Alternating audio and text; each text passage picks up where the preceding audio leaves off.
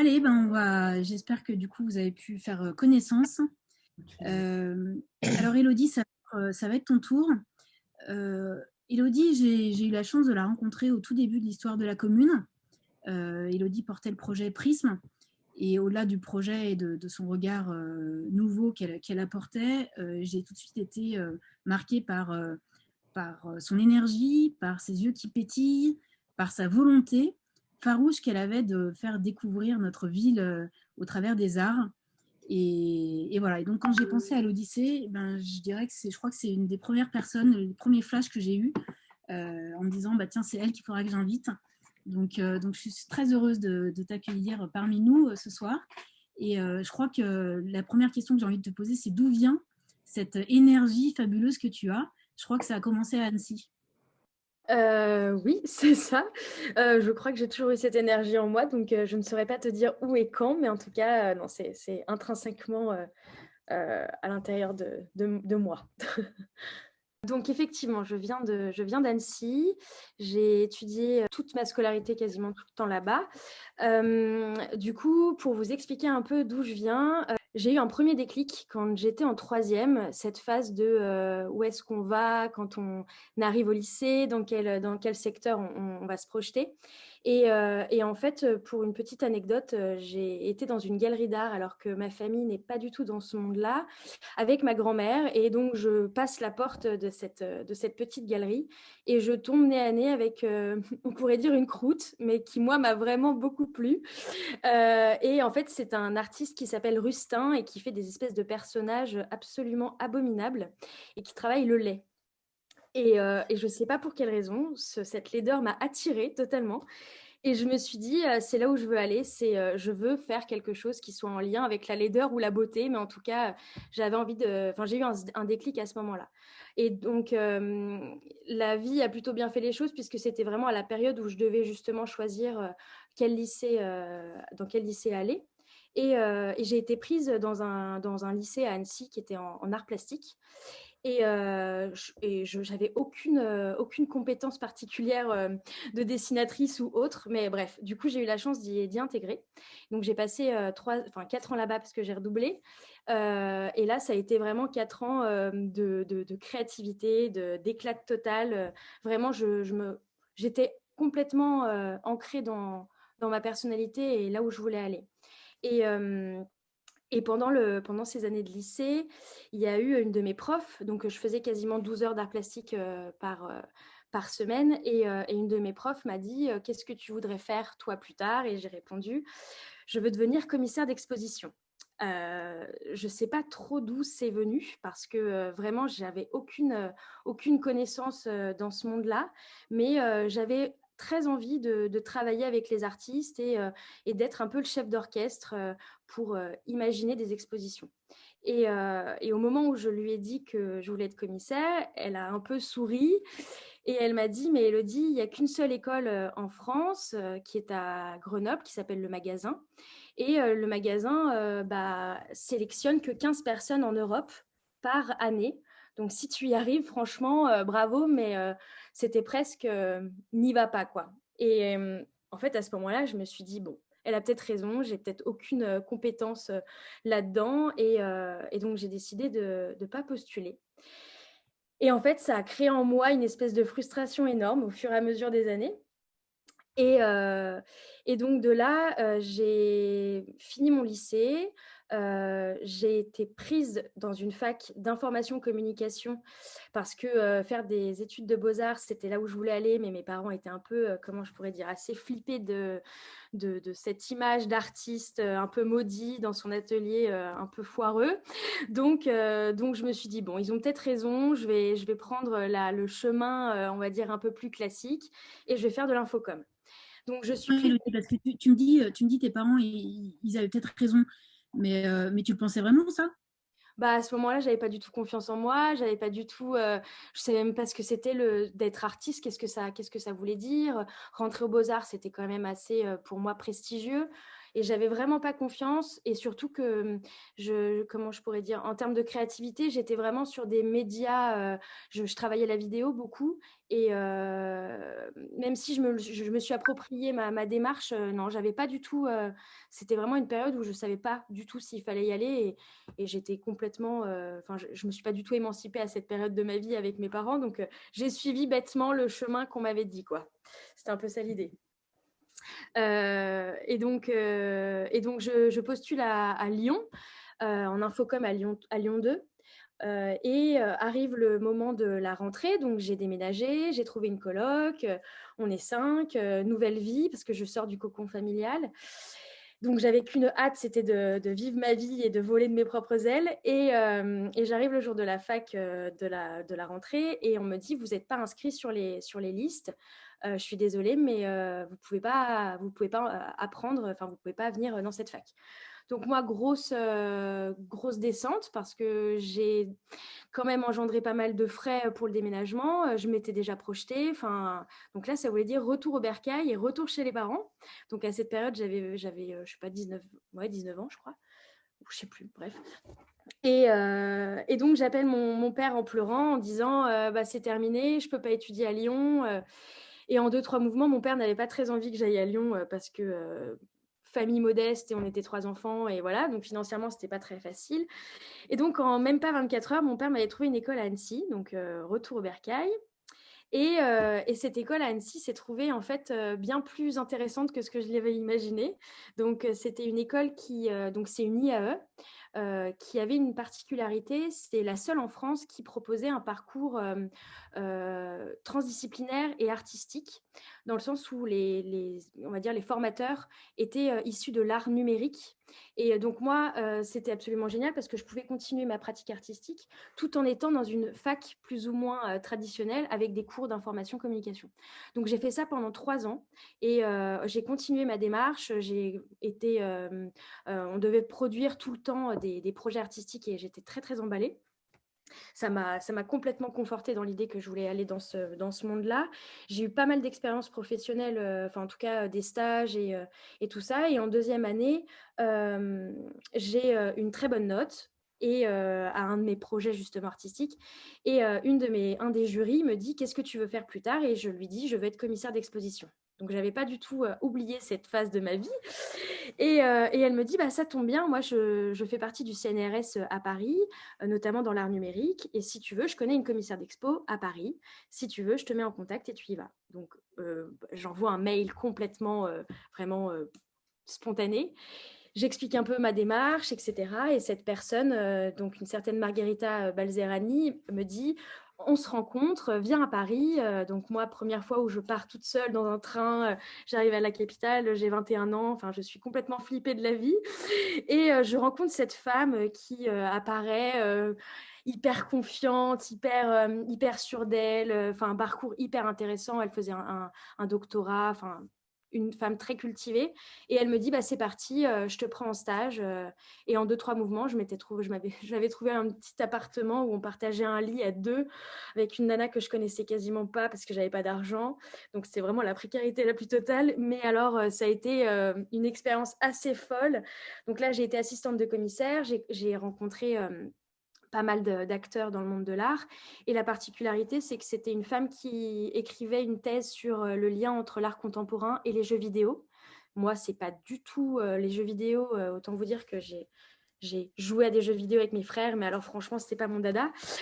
Bref, du coup, c'était hyper chouette parce que ça m'ouvrait aussi un nouveau champ de création. Et donc, on est toujours resté en contact avec cette femme. Donc, ça a duré 2 mois. Et puis après, j'ai été en 3e année, je suis partie au Mexique pour un Erasmus. Et là, il y a une histoire assez rigolote, c'est que j'ai voulu postuler donc dans différentes universités, et je voulais à tout prix parler l'espagnol depuis très longtemps. J'avais dit à mes parents quand j'avais 12-13 ans, moi un jour je vivrai en Amérique latine, je parlerai l'espagnol et je ferai de l'art. Et mes parents m'avaient dit à 12 ans, non mais il le dit pas du tout, bref. Et donc je décide de postuler à 3 universités, 2 en Espagne parce que c'est pas trop loin et que ça fait pas trop peur. Et le troisième choix a été le Mexique.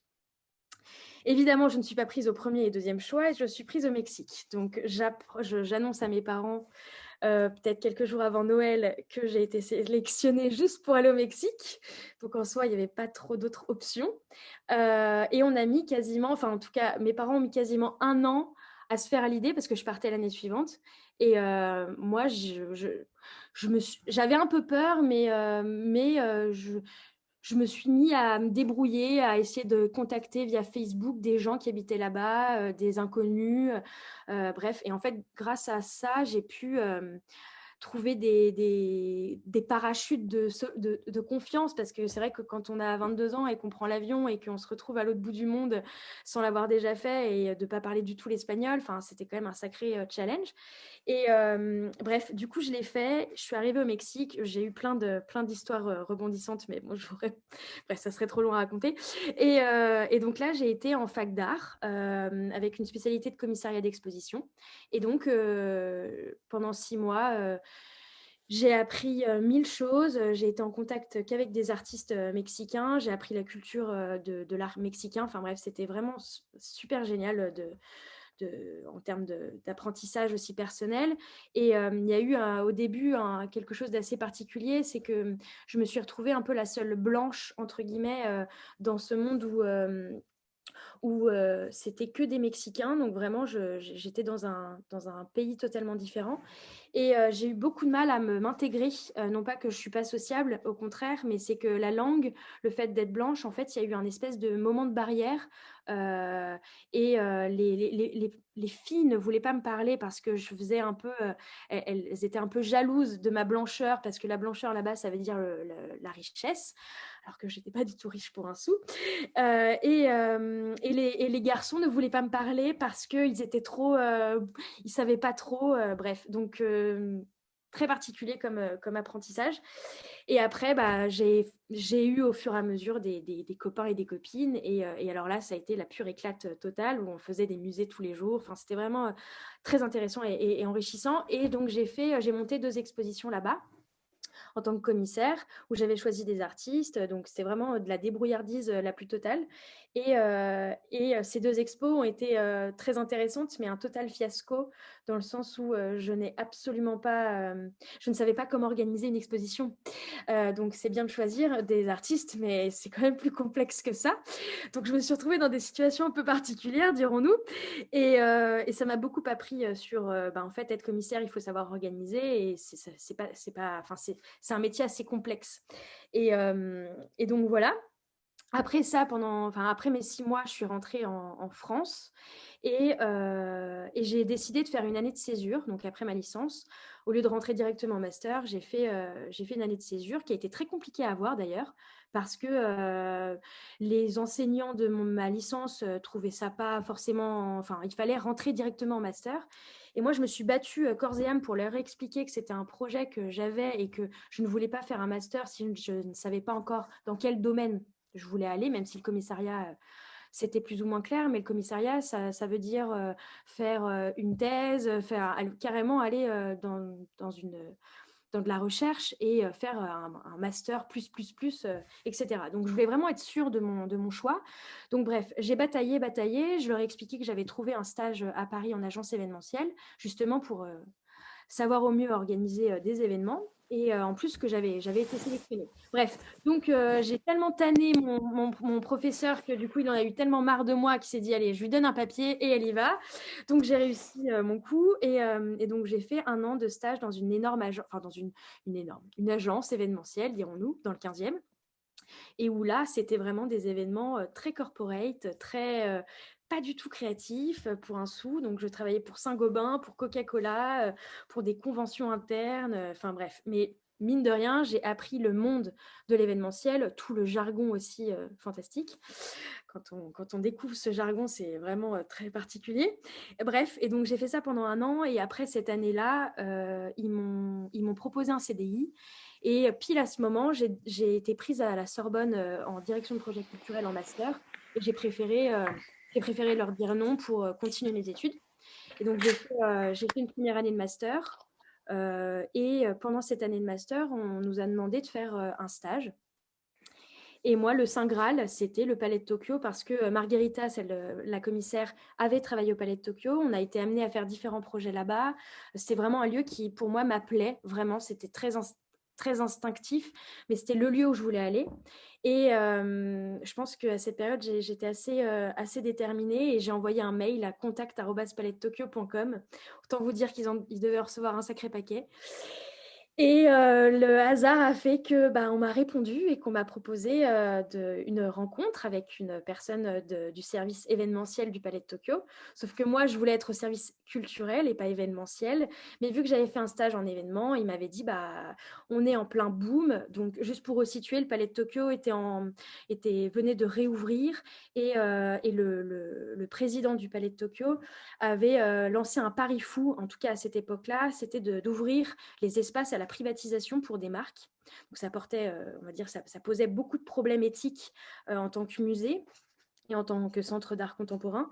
Et donc, à cette période-là, ils ont commencé à ouvrir à des privatisations et il y a eu une demande assez accrue. Et donc, la personne qui s'occupait de ça s'est retrouvée complètement débordée et elle avait besoin de quelqu'un. Donc, c'est à ce moment-là que moi, je suis rentrée au Palais Tokyo en stage. Et donc, j'y ai passé quasiment un an, bien plus que ce qui était prévu, parce que beaucoup trop de demandes et que j'étais comme un poisson dans l'eau et que j'adorais mon métier.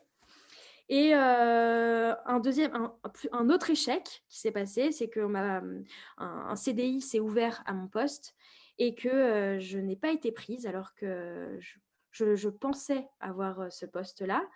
Donc, je n'avais pas fini mon master parce que je voulais absolument travailler là-bas et que pour moi, c'était même pas une question. Donc, je n'ai pas fini mon master, je n'ai pas fait mon mémoire et donc là, je me retrouve dans une situation un peu délicate où je sais pas quoi faire. Donc je passe 2 mois d'été à beaucoup pleurer et à me demander ce que va devenir ma vie, parce que vraiment je voulais rester au Palais de Tokyo. Et la vie, encore une fois, est bien faite. C'est que je suis retournée au Palais de Tokyo pour dire bonjour à mes anciens collègues.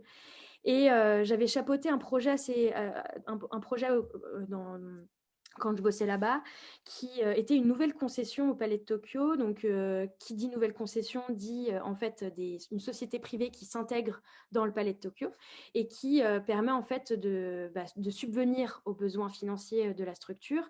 Et donc, c'était une nouvelle concession avec un énorme appel à projet. C'était dans les sous-sols du Palais de Tokyo et c'était quasiment 3000 mètres carrés. Ils avaient demandé à différents porteurs de projets d'imaginer quelque chose qui soit en lien avec le palais, mais qui soit complètement culturel. Et voilà. Donc moi, j'avais plus ou moins chapeauté ça de loin. Et il se trouvait que l'appel d'offres avait été terminé. Ils avaient choisi une société qui s'appelait Noctis, qui à la base en fait était une société plutôt de des clubs de nuit. Et donc, ils avaient proposé un projet qui était sur 3 pans. Un pan événementiel, un pan musique avec des concerts, un pan soirée le week-end et aussi des salles de cinéma qui étaient à l'intérieur du palais, qui étaient chapeautées par MK2, qui pour ceux qui ne connaissent pas, c'est en gros un pâté, mais beaucoup plus art et essai que ça. Bref, donc à ce moment-là, il y a le yo-yo, donc ce fameux lieu qui ouvre. Il y a un directeur qui est sélectionné, mais ils ne savent pas du tout comment gérer la coordination parce que le Palais de Tokyo, c'est 22 000 mètres carrés, c'est 70 personnes qui y travaillent. C'est très compliqué quand on arrive dans ce milieu-là, en tout cas dans ce lieu-là, de tout comprendre. Et donc, mon ancienne responsable du palais me dit, il faut que tu rencontres ce monsieur ce directeur qui s'appelait Christophe, et peut-être que tu peux être son bras droit. Donc, je rencontre ce Christophe et en une poignée de main, lui et moi, on a senti qu'on allait travailler ensemble. Donc, ça a été assez incroyable comme rencontre. Et c'était pas vraiment lui qui me salariait, c'était Noctis, le grand PDG s'appelait Laurent de Gourcuff. Comment je pourrais dire ça? Un homme du monde de la nuit que moi je ne connais pas et que je n'aime pas du tout. Donc je fais et c'est plutôt marrant, c'est que je fais mon entretien parce que Christophe voulait absolument que je sois là. Et donc je fais mon entretien d'embauche avec ce Laurent de Gourcuff qui met ses gros pieds sur la table avec un énorme cendrier. Je lui donne mon CV et il le balance et il me dit: t'es qui? Pourquoi tu veux être là? Donc, ça a été un entretien d'embauche très compliqué à gérer. Et en l'espace de 15 minutes, ils ont décidé de vive voix devant moi, c'est bon, on te prend. Et donc, j'ai été prise dans ce job où j'étais responsable du lieu avec Christophe. Et donc, on a créé un lieu de A à Z avec une structure assez fantastique. Et donc, j'ai fait ça pendant 3-4 ans. Et au bout d'un moment, j'en ai eu marre. J'ai pris mon sac à dos.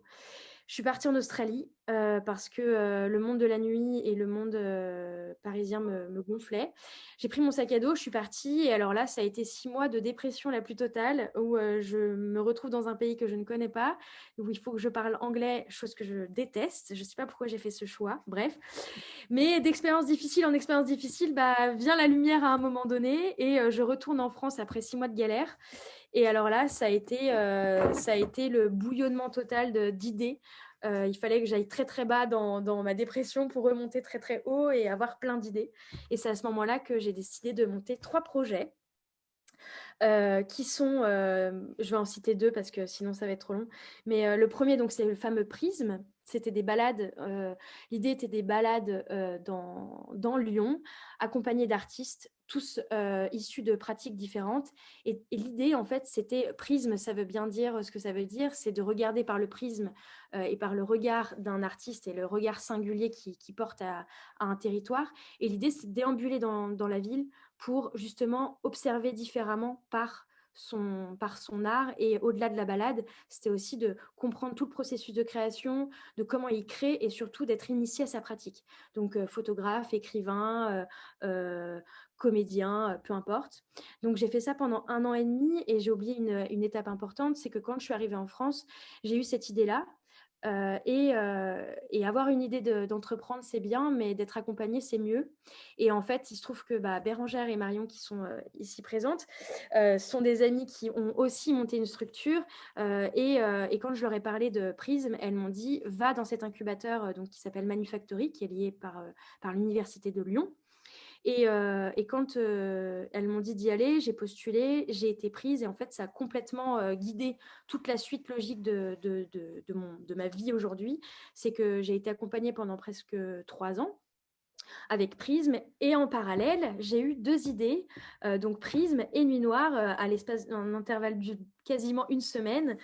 Et alors, Nuit Noire, en fait, j'ai eu une épiphanie, un truc qui m'est arrivé en pleine face, parce que j'ai toujours été fascinée par les expériences immersives liées à l'art contemporain. Donc, c'est vraiment des espaces où on rentre, on est complètement immergé par le son, par l'image, par l'odeur, par la proposition artistique. Et le fait d'être complètement immergé dans un espace, moi, me bouleversait beaucoup parce que j'ai énormément fait d'expos, évidemment, mais dès que je suis face à quelque chose qui est figé, oui, il y a des choses qui me plaisent, mais je suis beaucoup moins actrice et moi, j'ai besoin d'être actrice des choses. Et quand on me propose de rentrer dans une immersion, en fait, je m'en souviens beaucoup plus. Et il se trouve que j'ai vécu une expérience assez dingue au Palais Tokyo, justement, où j'étais plongée dans un noir total. Et il y avait des sons qui apparaissaient de nulle part. Et ce son m'a complètement happée. Et c'était des gens, en fait, c'était des performeurs, c'est des comédiens qui déambulaient et qui faisaient des sons complètement loufoques. Et je sais pas, il y a eu comme un espace-temps qui s'est arrêté. Je savais plus qui j'étais, je savais plus où j'étais. J'en suis sortie, je pleurais, je savais vraiment pas trop ce qui m'arrivait, mais ce qui était sûr, c'était que ce moment-là, je voulais le revivre.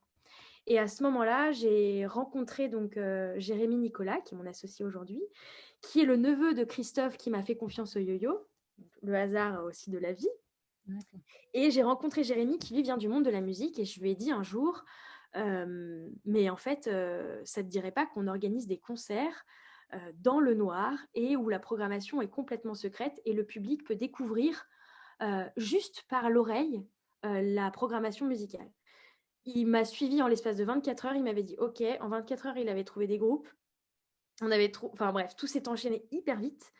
Et en même temps, donc, il fallait que je monte ce prisme et j'avais Nuit Noire en même temps. Et Nuit Noire, c'était plutôt un hobby, quelque chose qui me faisait rêver et qui m'animait beaucoup, mais ça avait il n'y avait aucun sens pécunier là-dedans. C'était vraiment l'amour de la musique pour l'amour de la musique. Bref, j'avais 2 chevaux à mener, enfin 2 chevaux plutôt, deux chevaux. Et j'ai décidé, au bout d'1 an et demi, d'en choisir qu'un, malheureusement, parce qu'on ne peut pas se dédoubler. Et donc, Nuit Noire, en fait, est arrivé un peu comme une évidence, parce que donc, pendant 2 ans, on a fait des concerts dans le noir, à la Commune notamment, Ça a été vraiment fantastique. Vraiment, il s'est passé des choses assez incroyables dans ces expériences-là. Le public était hyper content, un public de 18 à 80 ans, enfin, c'était assez fou. Et donc après, il y a eu le confinement. Non, pas du tout, j'ai oublié une étape très importante. Pendant 2 ans, on a fait donc en mode associatif sans aucun modèle. Après ça, on a eu des marques. La première marque qui nous a appelés, qui a entendu parler de nous, a été Red Bull et nous a dit on voudrait expérimenter ce que vous faites pour un lancement de produit. Est-ce que vous pouvez nous imaginer une expérience sur mesure? Et vu que j'avais travaillé dans le monde de l'événementiel, en fait, c'est devenu un peu logique. Et donc, on s'est mis à avoir des demandes dans ce sens-là, d'immersion dans le noir, autour du son, de comment on raconte une histoire par le son et par les mots. Et donc, on réfléchissait vraiment au dispositif. Il y avait toute une réflexion sur la direction artistique, sur l'écriture, sur la scénographie, etc., sur la révélation de comment on révèle quelque chose. Bref. Et donc, on a fait ça pendant 1 an où on a créé notre société, donc en 2019. Évidemment, le confinement est arrivé, badaboum, on était en plein envol et en même temps beaucoup de difficultés, enfin bref, on n'arrivait pas trop bref, on n'arrivait pas trop à Quand tu parles de difficultés à ce moment-là, avant le Covid, c'était quoi, par exemple? C'était alors déjà, c'était des problématiques d'association, avec Jérémy. Vraiment, ça a été très complexe. Ça, c'est un fait. Complexe à mettre dans les statuts ou à se mettre d'accord? Non, non, c'était plutôt, on était sur 2 cadences très différentes, donc et puis on avait, ça serait très compliqué à expliquer, mais en tout cas, on a marché sur des œufs pendant très longtemps. Pendant presque 3 ans, on s'apprivoisait, on ne se connaissait pas en fait, donc on a eu quand même 3 ans pour s'apprivoiser. Et ce que je veux dire, c'est que créer une société avec un copain, créer une société avec quelqu'un qu'on ne connaît pas, etc. Enfin bref, il y a plein de questions qui se posent. D'être à la même vitesse au même moment, dans la même vision, ça pose beaucoup de sujets. Et au-delà de ça, c'est que Nuit Noire, de faire un dispositif dans le noir, dans un lieu, en termes d'événementiel, c'était aussi très compliqué. Il fallait qu'on prouve aux clients que l'expérience qu'on allait vivre était incroyable, mais en fait, on n'avait rien à montrer. On n'avait rien, plus ou moins, on avait des choses à faire écouter, mais en termes de sensations, comment? C'est de l'impalpable, donc c'est quelque chose à vivre. Et donc, il fallait toujours faire comment je pourrais dire, de la sensibilisation, mais c'était très compliqué. Et en fait, le confinement, bizarrement, au début, ça a été très compliqué aussi à encaisser parce que ça faisait 1 an qu'on était dedans et qu'on voulait s'en sortir. Le confinement a fait que on a dû repenser l'intégralité de notre ADN, quoique l'intégralité pas vraiment, puisqu'en fait, c'était clairement lié. Mais pendant ce confinement, on a eu l'idée de créer un podcast parce que c'était quelque chose que je réfléchissais depuis un moment. Et je voulais absolument renouer avec mes amours principaux qui étaient quand même le monde de l'art et de la musique. Et donc, on a lancé un podcast qui s'appelle Ferme les yeux et regarde. Et l'idée, c'est de faire des immersions sonores dans des œuvres d'art. Et par le son, vous fermez les yeux, vous êtes complètement plongé dans une œuvre qu'on aura choisie. On écrit une histoire complètement fictive. On désacralise le monde de l'art, parce que ça, c'est quelque chose aussi qui m'intéresse beaucoup. Et grâce à ce podcast-là, vous allez vous balader dans un tableau et vous allez devoir deviner dans quelle œuvre vous êtes.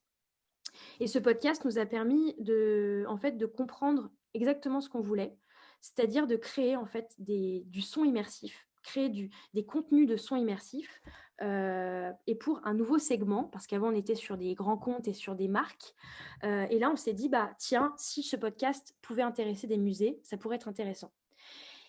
Et bon, Tu lâches rien, hein. Tu veux bosser dans les musées, tu lâches rien, toi. non, c'est ça, c'est vrai, c'est vrai. Et donc, j'ai envoyé ce podcast à différents musées. Il se trouve que j'avais quand même pas mal de contacts dans les grandes institutions parisiennes. Et je l'ai envoyé au Centre Pompidou. Et le Centre Pompidou a été le premier à nous faire confiance. À partir de ce moment-là, tout s'est enchaîné. Donc, en gros, de mars à juin, on a repensé la mission. Donc, aujourd'hui, la mission de Nuit Noire, c'est vraiment l'idée de reconnecter le public à leur imaginaire par les pouvoirs et les vertus du son immersif, qui est notre spécialité. Et aussi l'idée de rendre, je dirais, visible l'invisible, parce que le son est complètement impalpable, et justement par ce processus de création, donner l'opportunité à chacun de s'approprier des histoires et des objets, notamment dans les musées. Donc le Centre Pompidou a été le premier, et après ça a été l'enchaînement. On a travaillé pour la Fondation Vuitton, pour le Palais de Tokyo, pour plein d'autres projets qui ont maintenant d'autres teneurs. Mais tout ça pour dire que voilà, aujourd'hui, Nuit Noire est devenu un studio de création sonore immersive, et on travaille de manière complètement transversale avec nos clients, qui sont évidemment des musées, mais aussi des marques outdoor comme Salomon, ou bien de plus en plus, on a des demandes pour des projets de reportage sociétaux, notamment un projet sur lequel on est en train de travailler sur la précarité énergétique, où il y a tout un travail de témoignage, de prise son dans les appartements, comment les sons résonnent, etc. Et en fait, on est très, comment je pourrais dire, on a une approche très sensible du son et de ce qu'on raconte, quoi. J'ai oublié plein de choses, mais ça serait en fait un truc de 2 heures. Il faudrait que je parle pendant 2 heures. Mais voilà, tout ça pour dire où on en est aujourd'hui. Ouais, c'est super riche. Ton parcours est très riche, et puis on voit à quel point en fait il est fait c'est pour ça que j'avais vraiment utilisé cette expression de tomber de Caribe en Scylla, parce que déjà ça fait lien avec l'Odyssée, et puis en plus c'est vraiment moi ce que j'ai ressenti quand tu parles de ton parcours, et puis à quel point en fait de toute façon tu vas y aller quoi. Donc autant ouvrir les portes, parce que Elodie elle va y aller. Du coup, aujourd'hui, la question que j'ai envie de te poser, et qui fera un petit peu peut-être le lien avec la problématique que tu as, c'est, dans ce que j'entends, vous êtes quand même donc à la pointe sur cette offre. Est-ce que vous avez des concurrents, et comment vous faites comment vous êtes structuré? Alors, au niveau des concurrents, il y a de plus en plus de studios de podcasts. Il y a de plus en plus il y a déjà de plus en plus de podcasts. C'est assez dingue. J'ai plus les chiffres, mais ça a augmenté de x3 par rapport à l'écoute de l'année dernière en termes de contenu de podcast. Donc, c'est un média qui va être utilisé de plus en plus pour les marques et pour les musées et pour tout secteur. On a une particularité, c'est que on sait faire tout de A à Z, et surtout du son spatialisé. Et de nombreux studios savent faire du son, mais pas du son spécialisé. Et surtout, on n'a pas de concurrents qui sont dans la même démarche artistique et qui s'adressent au musée, et qui ils n'ont pas du tout le même parcours que nous, la même sensibilité artistique. Notre complémentarité aussi avec Jérémy, c'est que lui, il vient du monde de la musique, donc il a une excellente connaissance de ce monde-là. Et en 2-3 mouvements, il nous fait des magies avec des sons. Et moi, je suis plutôt du côté réflexion et stratégie. Donc, on n'a pas vraiment de concurrents. Ce qui est sûr, c'est que même quand on en parle avec des agences les plus innovantes qui soient à Paris, ils nous disent tous, on n'a jamais entendu ça. Donc, ça nous permet d'avoir une longueur d'avance, mais il faut toujours la garder. Ça, c'est la plus grande complexité. Je rebondis sur la question de Claire, je crois. Voilà. Merci pour ce témoignage. Qui crée les univers sonores, vous et Jérémy, des artistes? Et en complément, je vais rajouter une question qui ouvrira sur les problématiques, parce qu'il va falloir qu'on avance sur la partie récit commun. C'est du coup, donc première question, qui fait? Et deux, moi, ce que j'ai ressenti, c'est que c'est quand même aussi en revenant d'Australie, où tu avais finalement pas grand-chose devant toi et un espace de création hyper fort que tu as créé. Comment est-ce que tu trouves cet espace-là encore, si vous faites tout le temps? Alors, première question, oui, on fait tout. Avant, on faisait tout à 2. Maintenant, on fait tout à 5. Donc, on est 3 en fixe.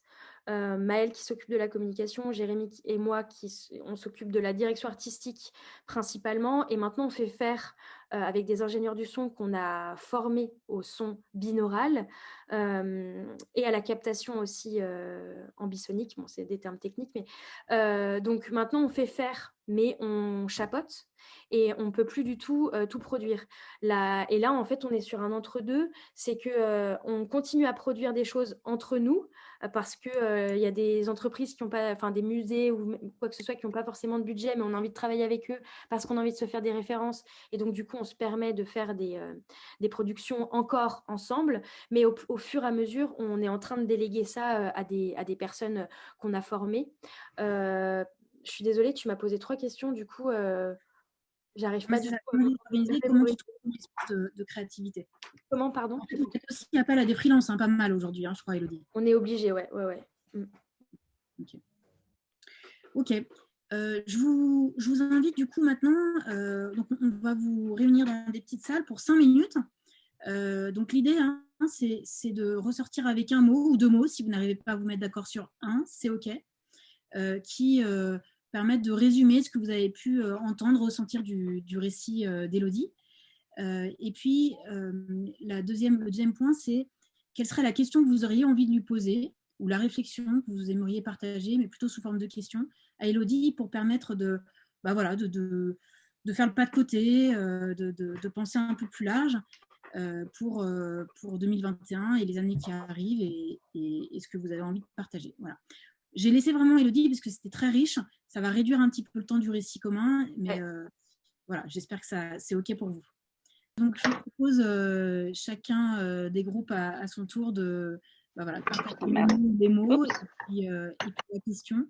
On se donne 10-15 minutes max pour avoir après le temps de conclusion. Qui commence? Moi, je veux bien commencer alors du coup. On avait 2 mots en fait. On avait flamme et persévérance. Et après, on avait une question sur le business model et comprendre si maintenant Nuit Noire pouvait envisager d'avoir une certaine récurrence avec la nouvelle approche développée pendant le confinement et ce qui commence à être mis en place avec les musées. Voilà, et il y avait une question subsidiaire sur l'expérience humaine au Mexique et en Australie. Et ça, c'est une question de Bernard qui lui-même a vécu, est arrivé au Mexique sans parler un mot d'espagnol et je crois qu'il avait envie d'un petit partage et un petit retour d'expérience là-dessus. Alors, le modèle économique, alors au niveau de la récurrence, ce qu'il n'y avait pas avant, c'est qu'aujourd'hui, on peut proposer en fait des créations sonores avec différents épisodes, différentes créations sonores pour un musée.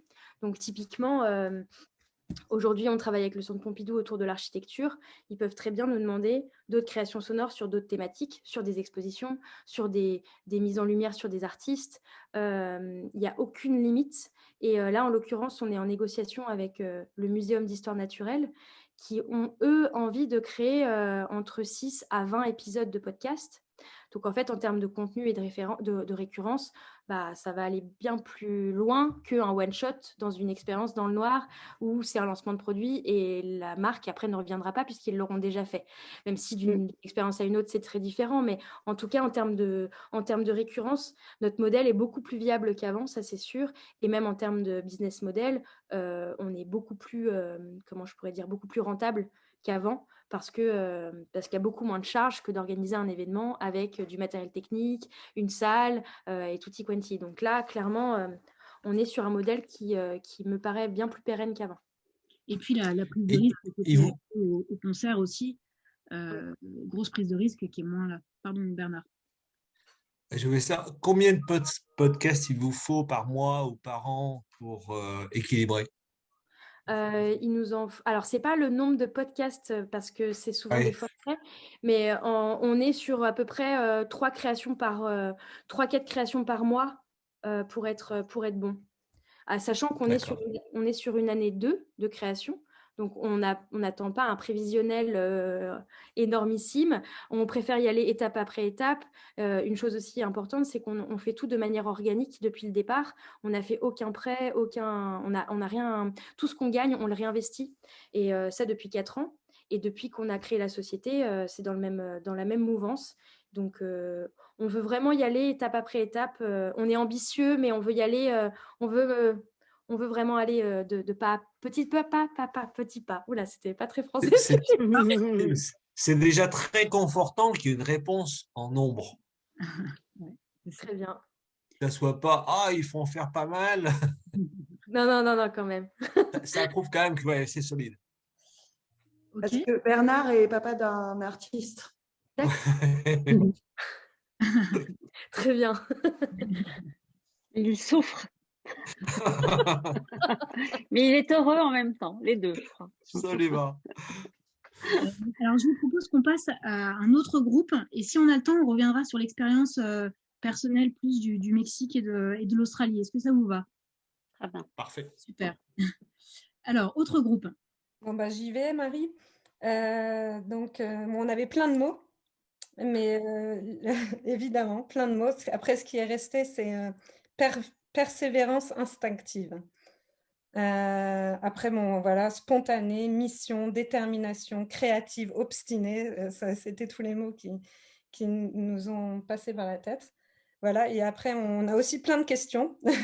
La première question, c'est, on se demandait si vous demandiez un retour du public, par exemple, quand on pense aux concerts qui ont eu lieu à la commune, ou je ne sais pas, ou d'autres expériences qui ont eu lieu.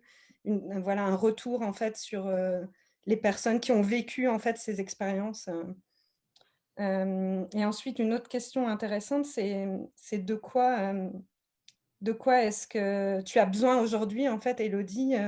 Quel est l'objectif suivant? Est-ce que tu penses que tu peux rester, enfin, vous pouvez rester voilà, sur où vous êtes actuellement et puis continuer sur cette mouvance où évidemment il y a beaucoup de choses qui changent. Par exemple, on pense au musée, on se dit est-ce qu'il y a par exemple des visites virtuelles qui peuvent être organisées, par exemple, toutes des choses qu'on ne pensait pas avant, mais qui vont être de plus en plus importantes. Ok. La première question, alors oui, tout le temps, à chaque fois qu'on fait que ce soit pour nos créations sonores ou bien même pour nos concerts, à chaque fois, on s'amusait à aller à la fin de l'expérience pour leur poser la question de comment vous l'avez vécu. Ça a été un vrai travail justement de questionner absolument tout le monde.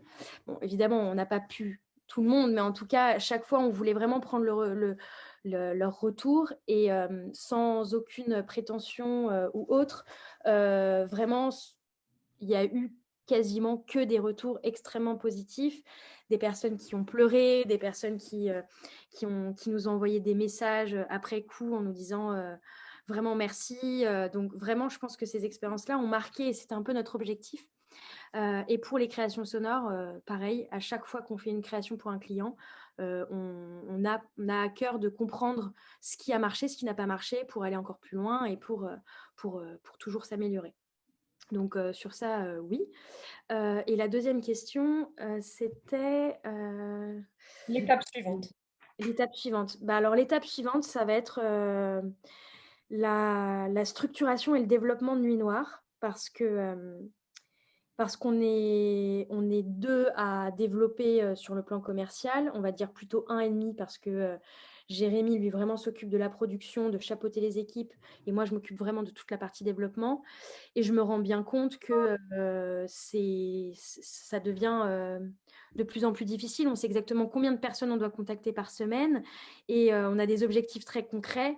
Et il y a des semaines où je suis complètement déstabilisée parce que j'ai passé ma semaine au téléphone, parce que j'ai eu des demandes, donc je suis obligée d'y répondre. En même temps, on a des productions à gérer et que je gère aussi des différentes productions. Donc on est sur tous les fronts. Donc là, l'objectif, c'est vraiment de structurer mieux. Si possible, je ne sais pas, peut-être recruter d'ici l'année prochaine une personne, mais en tout cas, c'est aussi une phase un peu de transition, mais qui nous permet d'appréhender au mieux notre business et de comprendre où est-ce qu'on veut aller et où est-ce qu'on ne veut pas aller, justement. Donc, je ne sais pas si j'ai vraiment répondu à la question. Si, je crois. Parfait. Je crois qu'il y avait un autre groupe. Ouais. Alice. Nous, on a un triché un peu aussi. On a dit un mot, enfin une expression avec 2 mots. Détermination ouverte. Voilà. Et on avait une question dans le passé et une question dans le futur. Et notre question dans le passé, c'était que tu as parlé du plaisir que tu avais à créer quand tu étais au lycée, du média vidéo qui t'avait beaucoup parlé. Et pourquoi tu avais préféré orchestrer des autres que rester toi-même dans la création, même si on a bien compris que maintenant, il y a aussi une part création. Et la question dans le futur, c'est marrant parce que ça recoupe pas mal la question qui vient d'être posée, c'était comment tu te projettes dans 5 ans. Donc ça recoupe ce qui vient d'être Ok. Eh bien, pour te répondre à ta première question, effectivement, j'ai toujours été dans une dualité de est-ce que je crée ou est-ce que je fais créer les autres. Et par confort, j'ai préféré la deuxième option pour éviter, on va dire, toute mise en avant parce que exposer son art, c'est quand même très particulier. Ça m'est arrivé à plusieurs reprises pendant mes belles années de jeunesse, entre guillemets, mais j'avais toujours une peur au ventre en me disant, est-ce que la proposition va être intéressante, pertinente ?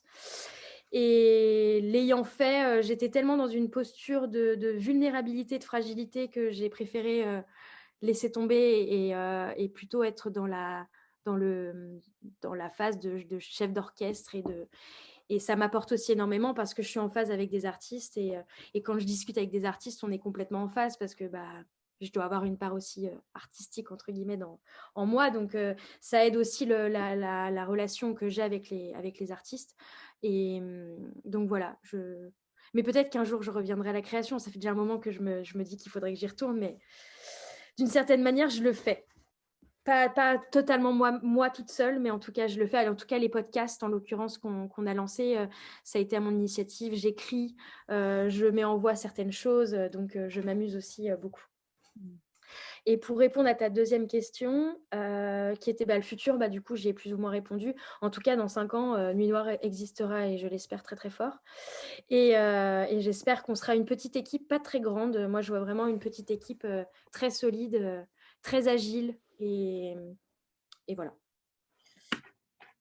Élodie, pour rebondir sur la question d'Alice, la première question, pendant que vous étiez dans les petites salles, tu nous parlais de ta, je veux rien dévoiler, mais tu nous parlais quand même de un peu une dichotomie entre toi, la petite Élodie que tu vois en toi, manque de confiance, et en même temps l'élan et la confiance absolue que tu as en Nuit Noire.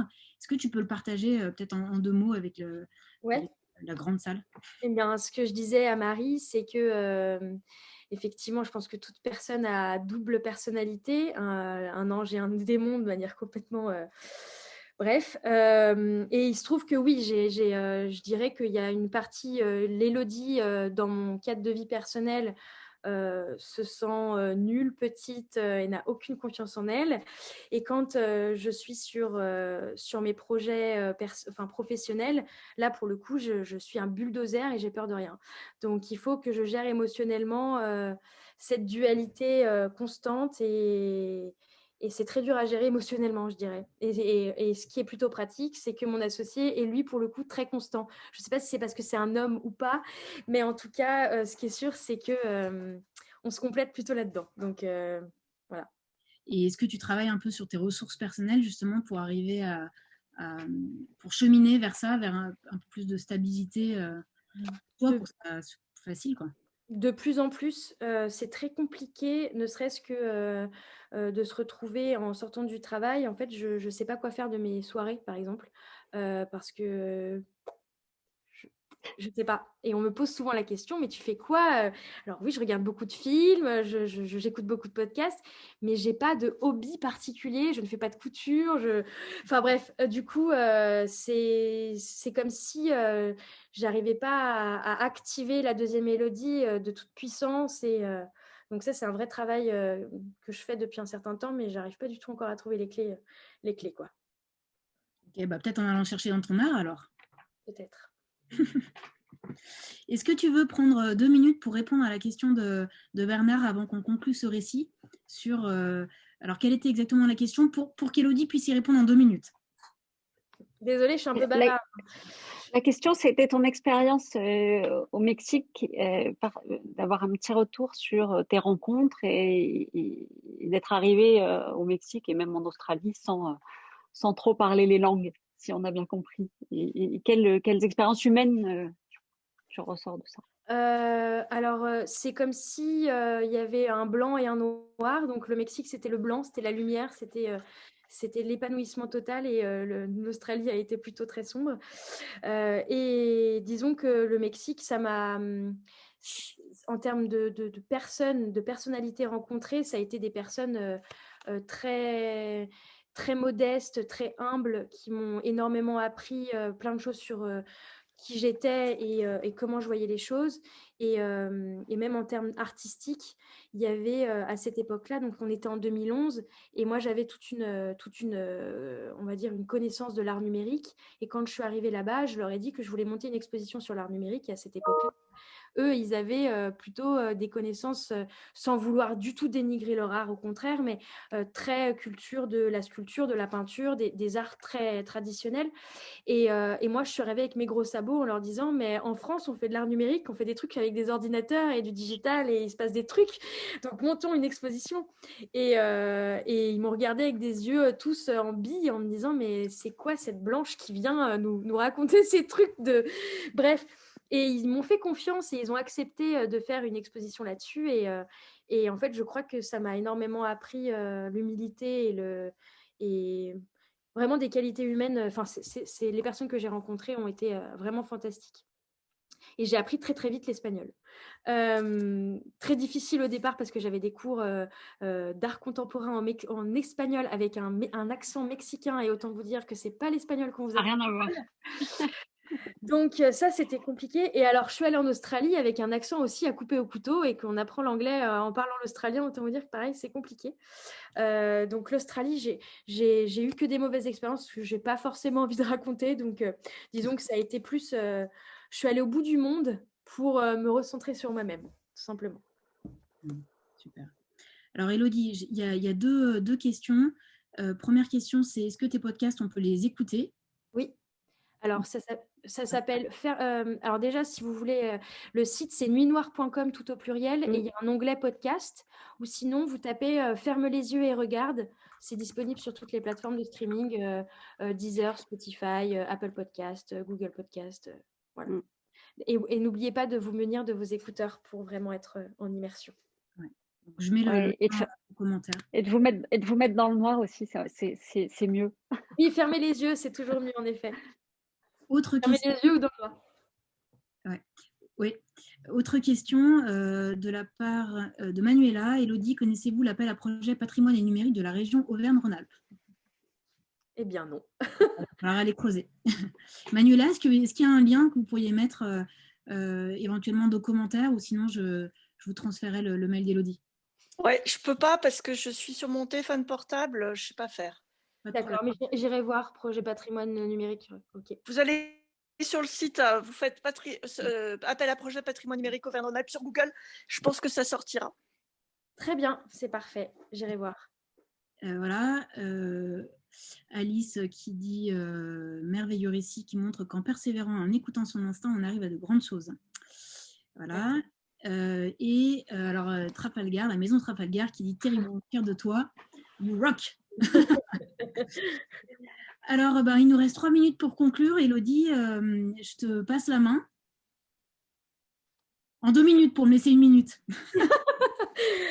Comment conclure? Déjà, merci d'avoir écouté.